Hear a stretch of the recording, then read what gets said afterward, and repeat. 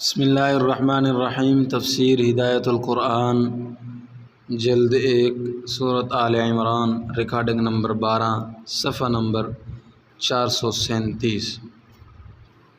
بسم اللہ الرحمن الرحیم۔ وَإِذْ أَخَذَ اللَّهُ مِيثَاقَ النَّبِيِّينَ لَمَا آتَيْتُكُم مِّن كِتَابٍ وَحِكْمَةٍ ثُمَّ جَاءَكُمْ رَسُولٌ مُّصَدِّقٌ لِّمَا مَعَكُمْ لَتُؤْمِنُنَّ بِهِ وَلَتَنصُرُنَّهُ قال أقررتم وأخذتم على ذلكم إصري قالوا أقررنا قال فاشهدوا وأنا معكم من الشاهدين۔ آیت مبارکہ کا لفظی ترجمہ سماعت کیجیے۔ وَإِذْ أَخَذَ اللَّهُ مِيثَاقَ النَّبِيِّينَ لَمَا آتَيْتُكُم مِّن كِتَابٍ وَحِكْمَةٍ ثُمَّ جَاءَكُمْ رَسُولٌ مُّصَدِّقٌ لِّمَا مَعَكُمْ لَتُؤْمِنُنَّ بِهِ وَلَتَنصُرُنَّهُ۔ اور یاد کرو جب لیا اللہ نے قول و قرار نبیوں سے، البتہ جو دی میں نے تم کو کوئی کتاب اور دانش مندی، پھر آیا تمہارے پاس عظیم المرتبت رسول سچا بتانے والا، اس کو جو تمہارے پاس ہے، البتہ ضرور ایمان لاؤ گے تم اس پر، اور البتہ ضرور مدد کریں گے تم اس کی۔ قال اقررتم واخذتم على ذلكم مصری، پوچھا کیا تم نے اقرار کیا اور لیا تم نے اس بات پر میرا عہد؟ قالوا اقررنا قال فاشهدوا وانا معكم من الشاهدين، جواب دیا انہوں نے اقرار کیا ہم نے، فرمایا پس گواہی دو اور میں تمہارے ساتھ گواہوں میں سے ہوں۔ مختصر ترکیب۔ لما لام ابتدا ہے، اخذ میثاق میں جو قسم کے معنی ہیں اس کی تاکید کرتا ہے، اور ما موصولہ ہے، حکمت اور حکم میں ہم معنی ہیں۔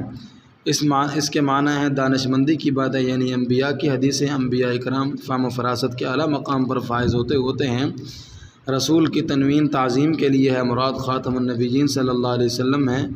قالہ علی و ابن عباس رضی اللہ عنہما۔ اسر کے لغوی معنی ہیں بوجھ، اور مجازی معنی ہیں قول و قرار، عہد و پیمان، کیونکہ عہد کی ذمہ داری کا بھی انسان پر بوجھ پڑتا ہے۔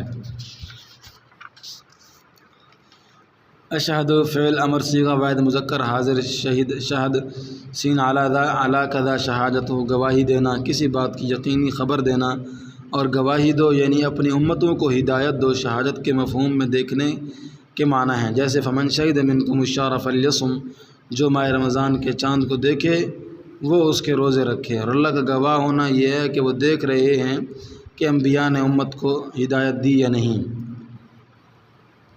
نبی صلی اللہ علیہ وسلم صرف بنی الامت نہیں، نبی الانبیاء اور نبی الانبیاء والامم بھی ہیں۔ آیت کی تفسیر سے پہلے یہ جان لیں کہ نبی صلی اللہ علیہ وسلم کی شان صرف نبی الامت کی نہیں، نبی الانبیاء والامم کی بھی ہے۔ حدیث میں ہے آج اگر موسیٰ علیہ السلام زندہ ہوتے تو ان کے لیے میری پیروی کے سوا چارہ نہ تھا، اور حدیث میں ہے کہ جب عیسیٰ علیہ السلام اتریں گے تو قرآن و حدیث کی پیروی کریں گے، اور حدیث میں ہے کہ تمام لوگوں کی طرف مبعوث کیا گیا ہوں، یعنی از آدم تا قیام قیامت سبھی لوگوں کی طرف آپ کی بعثت ہوئی ہے۔ اور حدیث میں ہے کہ میں نبی تھا اور آدم ہنوز روح جسد کے درمیان تھے، اور آپ صلی اللہ علیہ وسلم یہ قیامت کے دن تمام امتوں کے صلحاء کے لیے شفاعت کبریٰ فرمائیں گے۔ آپ صلی اللہ علیہ وسلم نے معراج سے واپسی میں بیت المقدس میں تمام انبیاء کی امامت فرمائی، اور قیامت کے دن تمام انسان آپ ہی کے جھنڈے تلے جمع ہوں گے۔ اور سورۃ الاحزاب آیت 40 میں رسول اللہ کے بعد خاتم النبیین کا وصف لایا گیا ہے۔ پہلے وصف کا مطلب یہ ہے کہ اس امت کے مومنین آپ کے روحانی بیٹے ہیں، کیونکہ ان کو ایمان آپ صلی اللہ علیہ وسلم کی بدولت ملا، اور دوسرے وصف کا یہ بھی مطلب ہے کہ گزشتہ امتوں کے مومنین آپ صلی اللہ علیہ وسلم کے روحانی پوتے ہیں، کیونکہ گزشتہ انبیاء کو فیض نبوت آپ صلی اللہ علیہ وسلم سے پہنچا ہے۔ آپ وصف نبوت کے ساتھ بالذات متصف ہیں، اور دوسرے انبیاء بالعرض، کیونکہ آپ صلی اللہ علیہ وسلم خاتم النبیین، نبیوں کی مہر بھی ہیں، پس ان کی امتیں آپ صلی اللہ علیہ وسلم کی بالواسطہ امتیں ہیں۔ پس ضروری ہوا کہ تمام امتوں سے ان کے انبیاء کے توسط سے عہد و پیمان لیا جائے۔ جب آپ صلی اللہ علیہ وسلم کا ظہور ہو تو سب امتیں آپ پر ایمان لائیں، آپ کی پیروی کریں اور آپ کی مدد کریں، کیونکہ آپ کی نبوت کا وجود اگرچہ سب سے پہلے ہوا مگر ظہور کسی مصلحت سے سب کے بعد ہوا ہے۔ جیسے نظام شمسی میں سورج سب سے پہلے منور ہوا ہے، باقی سیارے اس کے پرتو سے روشن ہوئے، پھر جب ستارے اپنی چمک دمک دکھا لیتے ہیں تو آفتاب نبوت طلوع ہوتا ہے، پھر کسی ستارے کی ضیاء پاشی باقی نہیں رہتی۔ وفد نجران نے دوسرا عہد پیمان بھی توڑا، وہ نبی صلی اللہ علیہ وسلم پر ایمان نہیں لائے۔ حضرت علی اور حضرت ابن عباس رضی اللہ عنہما نے آیت کی تفسیر یہ کی ہے، رسول سے مراد نبی صلی اللہ علیہ وسلم ہے، یعنی اللہ تعالیٰ نے تمام انبیاء سے عہد الص میں نبی صلی اللہ علیہ وسلم کے تعلق سے یہ عہد لیا ہے کہ اگر وہ ان کا زمانہ پائیں تو ان پر ایمان لائیں اور ان کی تائید و نصرت کریں اور اپنی امتوں کو بھی اس کی ہدایت کریں۔ آیت کریمہ، اور یاد کرو جب اللہ نے انبیاء سے عہد لیا کہ جب میں تم کو کوئی کتاب اور فہم و فراست دوں پھر تمہارے پاس عظیم الشان رسول محمد صلی اللہ علیہ وسلم آئیں جو اس کتاب کی تصدیق کریں جو تمہارے پاس ہے، تو تم ضرور ان پر ایمان لاؤ گے اور تم ضرور ان کی مدد کرو گے۔ اللہ تعالیٰ نے انبیاء سے پوچھا کیا تم نے اس بات کا اقرار کیا اور اس معاملہ میں میرا عہد و پیمان قبول کیا؟ سب نے جواب دیا ہم نے اقرار کیا۔ پس تم اپنی امتوں کے سامنے گواہی دو، یعنی اپنی امتوں کو وصیت کرو کہ جب اس عظیم الشان رسول کا ظہور ہو تو سب ان پر ایمان لائیں اور ان کی تائید و نصرت کریں، اور میں تمہارے ساتھ گواہوں میں سے ہوں، یعنی دیکھ رہا ہوں کہ کس نے وصیت کی کس نے نہیں کی۔ جواب، سب نے کی تھی کیونکہ انبیاء معصوم ہوتے ہیں اور اللہ کے حکم کی خلاف ورزی نہیں کرتے۔ بسم اللہ الرحمن الرحیم، فمن تولی بعد ذلک فاولئک هم الفاسقون، افغیر دین اللہ یبغون وله اسلم من فی السماوات والارض طوعا وکرها والیہ یرجعون، قل آمنا باللہ وما انزل علینا وما انزل علی ابراہیم واسماعیل واسحاق ویعقوب والاسباط وما اوتی موسیٰ وعیسیٰ والنبیون من ربهم لا نفرق بین احد منهم ونحن له مسلمون، ومن يبتغ غیر الاسلام دینا فلن يقبل منه وهو فی الآخرة من الخاسرین۔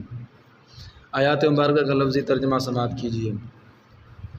فمن تولی بعد ذلک فاولئک هم الفاسقون، پس جس نے روگردانی کی بعد ازیں پس وہ لوگ ہی حد اطاعت سے نکلنے والے ہیں۔ افغیر دین اللہ یبغون وله اسلم من فی السماوات والارض، کیا پس علاوہ اللہ کے دین کے چاہتے ہیں وہ، حالانکہ اس کے لیے سرا فگندہ ہیں جو آسمانوں میں ہے، والارض اور زمین میں ہے، طوعا وکرہا والیہ یرجعون، خوشی سے اور ناخوشی سے، اور اسی کی طرف لٹائے جائیں گے۔ وہ قل آمنا باللہ وما انزل علینا وما انزل علی ابراہیم واسماعیل واسحاق ویعقوب والاسباط وما اوتی موسیٰ وعیسیٰ والنبیون من ربهم، کہو ایمان لائے ہم اللہ پر اور اس پر جو اتارا گیا ہم پر اور اس پر جو اتارا گیا ابراہیم پر، اسماعیل اور اسحاق اور یعقوب اور ان کی اولاد پر، جو دیے گئے موسیٰ اور عیسیٰ اور دیگر انبیاء ان کے پروردگار کی طرف سے۔ لا نفرق بین احد منہم ونحن له مسلمون، نہیں جدائی کرتے ہم کسی کے درمیان ان میں سے اور ہم اس کی اطاعت کرنے والے ہیں۔ ومن یبتغ غیر الاسلام دینا فلن يقبل منه وهو فی الآخرة من الخاسرین، اور جو چاہے گا اسلام کے علاوہ دین پس ہرگز قبول نہیں کیا جائے گا اس سے، اور وہ آخرت میں گھاٹا پانے والوں میں سے ہوگا۔ مختصر ترکیب، طوعاً خوشی سے، کرہن ناخوشی سے، جو کسی کام کے دباؤ میں ناخوشی سے کیا جائے وہ کرہن کاف کے زبر کے ساتھ ہے، اور جو ناگوار کام طبیعت کے تقاضے کیا جائے وہ کرہن کاف کے پیش کے ساتھ ہے، جیسے حملت امہ کرہا ووضعتہ کرہا، اس کی ماں نے اس کو بڑی مشقت سے پیٹ میں رکھا اور اس کو بڑی مشقت سے جنا۔ حمل اور وضع حمل عورت کا طبی تقاضا ہے، یہاں کرہا کے معنی ہے اسلامی حکومت کا باج گزار بننا پڑے گا۔ نجران کا وفد نبی صلی اللہ علیہ وسلم پر ایمان نہیں لائے گا تو وہ حکم عدولی ہوگی۔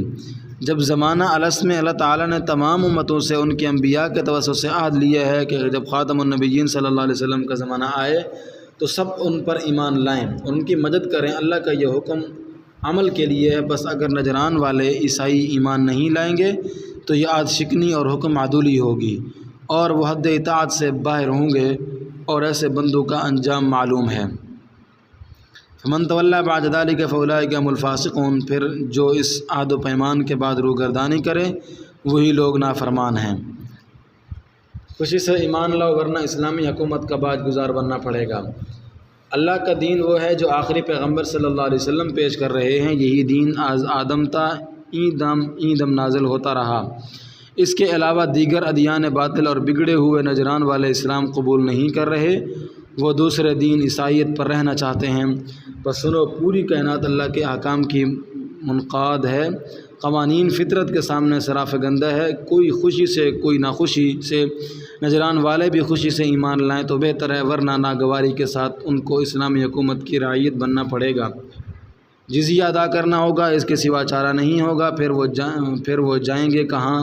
لوٹ کر آئیں گے تو اللہ کے پاس۔ اس وقت ان کے انکار کا بھگتان کر دیا جائے گا۔ افغیر دین اللہ یبغون وله اسلما فی السماوات والارض طوعا وکرہا والیہ یرجعون۔ کیا پس وہ لوگ نجران والے اللہ کے دین اسلام کے علاوہ کسی اور دین عیسائیت کو چاہتے ہیں، حالانکہ اللہ کے سامنے خواہی نخواہی سرافگندہ ہیں جو آسمانوں اور زمین میں ہیں، اور اسی کی طرف وہ نجران والے لٹائے جائیں گے۔ تعصب کو چھوڑو، دیکھو ہم اسرائیلی انبیاء کو بھی مانتے ہیں۔ یہود و نصارہ کے لیے نبی صلی اللہ علیہ وسلم پر ایمان لانے میں یہ چیز بھی معنی بن رہی تھی کہ آپ صلی اللہ علیہ وسلم اسماعیل علیہ السلام کی اولاد میں سے تھے، اور چچا زاد بھائیوں میں چشمک ہوتی ہے۔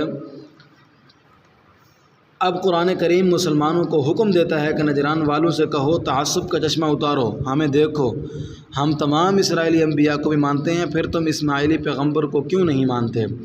جس زمانہ میں جو بھی نبی مبعوث ہوئے ان پر جو بھی کتاب نازل ہوئی، ہم بلا تفریق سب کو مانتے ہیں۔ یہی مسلمان کی شان ہے، بعض کو ماننا اور بعض کو نہ ماننا اسلام نہیں۔ تمام انبیاء ایک سرکار کے فرستادے ہیں اور تمام کتابیں ایک سرچشمہ سے نکلی ہوئی ہیں۔ پھر ان میں تفریق کے کیا معنی؟ کسی بھی نبی اور کسی بھی آسمانی کتاب کا انکار کفر ہے۔ آخری نبی اور آخری کتاب کو مانے بغیر کوئی مسلمان نہیں ہو سکتا، اور نجات اسلام ہی سے ہوگی۔ قل آمنا باللہ وما انزل علینا وما انزل علی ابراہیم واسماعیل واسحاق ویعقوب والاسباط وما اوتی موسیٰ وعیسیٰ والنبیون من ربہم لا نفرق بین احد منہم ونحن له مسلمون۔ ترجمہ: کہو ہم ایمان لائے اللہ پر اور اس پر جو ہماری طرف اتارا گیا، اور اس پر جو ابراہیم، اسماعیل، اسحاق، یعقوب اور ان کی اولاد پر اتارا گیا، جو موسیٰ، عیسیٰ اور دوسرے انبیاء ان کے پروردگار کی طرف سے دیے گئے، ہم ان کو ان میں سے کسی کے درمیان تفریق نہیں کرتے، اور ہم اللہ کے فرما بردار ہیں۔ یعنی ہمیں حکم دیا گیا ہے کہ ہم سب انبیاء اور ان کی کتابوں پر ایمان لائیں، سب کو سچا مانیں۔ رہا عمل کا معاملہ تو جس پیغمبر کا پریڈ ہوگا اس کی تعلیمات پر عمل کیا جائے گا، نجات اسلام ہی سے ہوگی۔ نجران والے عیسائی جان لیں کہ یہودیت و نصرانیت یا کسی بھی دوسرے مذہب سے نجات نہیں ہوگی، نجات اسلام ہی سے ہوگی۔ اسلام ہی اللہ کا نازل کردہ دین ہے۔ یہی دین بار بار نازل کیا گیا ہے۔ جب انسانیت کے حالات بدلتے ہیں یا امتیں اسلام کو ضائع کر دیتی ہیں یا اس میں تحریف و تبدیلی کر دیتی ہیں تو نیا نبی مبعوث ہوتا ہے اور اس پر اسلام دوبارہ نازل ہوتا ہے۔ اب آخری مرتبہ خاتم النبیین صلی اللہ علیہ وسلم پر ہی اسلام نازل ہو رہا ہے، جو اسلام کا مکمل ایڈیشن ہے۔ اب قیامت تک اللہ تعالیٰ اس کی حفاظت کریں گے، وہ تغیر و تبدل سے محفوظ رہے گا، اس لیے کہ اس کی اصل قرآن کریم محفوظ رہے گی، اور یہودیت و عیسائیت اسلام کے محرف شکلیں ہیں۔ پس جو نجات کا متمنی ہے وہ اسلام کو اپنائے، اس کی حقانیت کے دلائل لوگوں کے سامنے آ چکے ہیں، اور نجران والوں کے دل اس کی صداقت کی گواہی دے چکے ہیں۔ پھر دیر کس بات کی؟ اور اگر وہ اس خام خیالی میں مبتلا ہیں کہ ابھی دنیا میں ہمارا ہاتھ بالا ہے، وہ جان لیں کہ دنیا میں بھی حالات پلٹیں گے، ان کو باج گزار رعیت ہونا پڑے گا، اور آخرت میں پانسا پلٹے گا۔ اسلام کے علاوہ تمام مذاہب والے ناکام ہوں گے اور گھاٹے میں رہیں گے۔ فائدہ: یہاں سے یہ بات معلوم ہوئی کہ جو لوگ کہتے ہیں تمام ادیان برحق ہیں، راستے الگ الگ ہیں، منزل ایک ہے، ان کی یہ بات قطعاً درست نہیں۔ اللہ کے نزدیک مقبول دین وہی ہے جو انہوں نے نازل کیا ہے۔ اب اسلام اور شریعت نبوی ہی سے نجات ہوگی۔ نبی صلی اللہ علیہ وسلم کی بعثت کے بعد اب کسی اور دین و شریعت سے انسانیت کی نجات و فلاح کا تعلق باقی نہیں رہا۔ ماخوذ از آسان تفسیر: وَمَن يَبْتَغِ غَيْرَ الْإِسْلَامِ دِينًا فَلَن يُقْبَلَ مِنْهُ وَهُوَ فِي الْآخِرَةِ مِنَ الْخَاسِرِينَ۔ ترجمہ: اور جو شخص اسلام کے علاوہ کوئی دین چاہے گا، اپنائے گا، تو وہ اس سے ہرگز قبول نہیں کیا جائے گا، اور وہ آخرت میں نقصان اٹھانے والوں میں سے ہوگا۔ واللہ اعلم بالصواب۔